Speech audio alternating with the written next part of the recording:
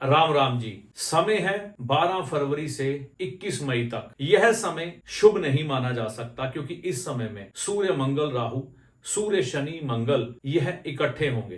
कुछ समय में ऐसी परिस्थितियां बनेंगी जब मंगल राहु मिले रहेंगे, कुछ समय में ऐसी परिस्थितियां बनेंगी जब शनि मंगल मिले रहेंगे। तो इस समय में क्या हो सकता है, क्या शुभ होगा, क्या अशुभ होगा, इसके बारे में चर्चा हम करेंगे।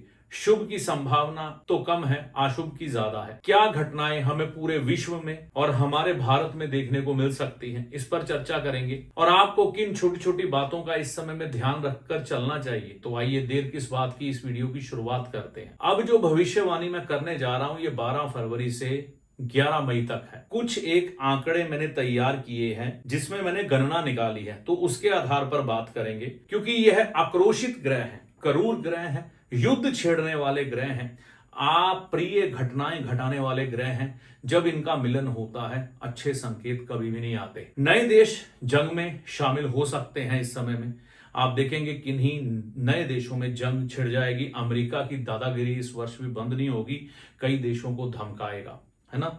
जनता में आक्रोश की भावना होगी, बाहरी देशों में भी और हमारे देश में भी ऐसे हालात बनेंगे। जनता सरकार के निर्णयों के प्रति आक्रोशित हो सकती है। अमेरिका की दादागिरी बढ़ जाएगी। पाकिस्तान युद्ध छेड़ सकता है, खास तौर पर हमारे पश्चिमी क्षेत्र की तरफ। तो यहां पर ये हालात बन सकते हैं। गुजरात, राजस्थान, यहां पर कुछ एक तनाव वाला एरिया बन सकता है। इसके अलावा पंजाब और कश्मीर, यहां पर भी तनाव बन सकता है। पंजाब राज्य में भी आप देखेंगे कि कुछ एक आक्रोशित हालात बनेंगे।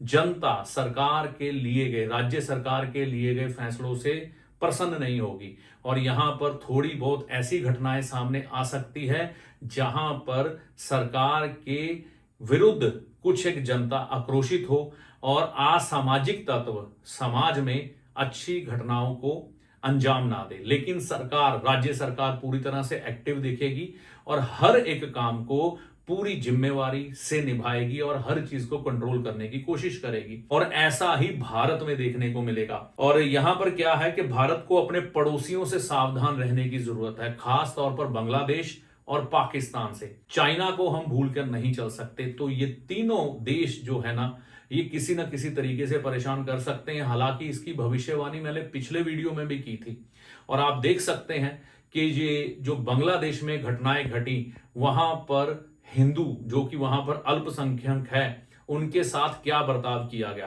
कामकाज की गति जो इस समय में है पूरे विश्व की धीमी होती हुई दिखाई देगी। आप देख ही रहे हैं अमेरिका के निर्णय टैरिफ पर लेकर कैसे आ रहे हैं, जिसकी वजह से व्यापार प्रभावित हो रहा है। भारत की गति को जो है इनके कॉम्पिटिटिव देश हैं लगाम लगाने की कोशिश करेंगे और भारत की आर्थिक उन्नति को रोकने की कोशिश की जाएगी, जिसकी वजह से किसी न किसी तरीके से भारत को युद्ध में धकेलने के प्रयास हो सकते हैं। इस समय में कामकाज की खराबियां देखने को मिल सकती हैं। जो लोग ऑनलाइन में हैं वो फायदे में रहेंगे और मैं ये सुझाव दूंगा आप भी ऑनलाइन आ जाइए। अगर आपने अपना काम अभी तक ऑनलाइन नहीं लाया है, इसको ले आए, क्योंकि आने वाला समय ऑनलाइन का ही है। ये ग्रह जो मिल रहे हैं यही संकेत कर रहे हैं शेयर बाजार में भूचाल आएगा। ये संकेत मिलने भी शुरू हो रहे हैं।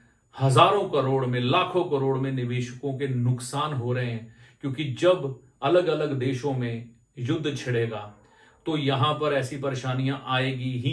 इसके अलावा हम क्या उपाय करके चल सकते हैं। देखिए, मैं ये कहूंगा मां दुर्गा जी का कवच करना शुरू कर दें। आपके लोकल जो पंडित जी हैं मंदिर में बैठते हैं, जो उनसे जानकारी ले लें, विधि सीख लें किस तरह से करना चाहिए। नहीं कर सकते, मुश्किल लगता है, समय नहीं होता, तो मंगलवार के दिन एक जटा वाला नारियल लेकर उस पर 3 बार कलावा लपेट कर मां दुर्गा जी के चरणों में अर्पित करना शुरू कर दें कि आपकी और आपके परिवार की सुरक्षा हो और यह समय बड़े आराम से गुजर जाए।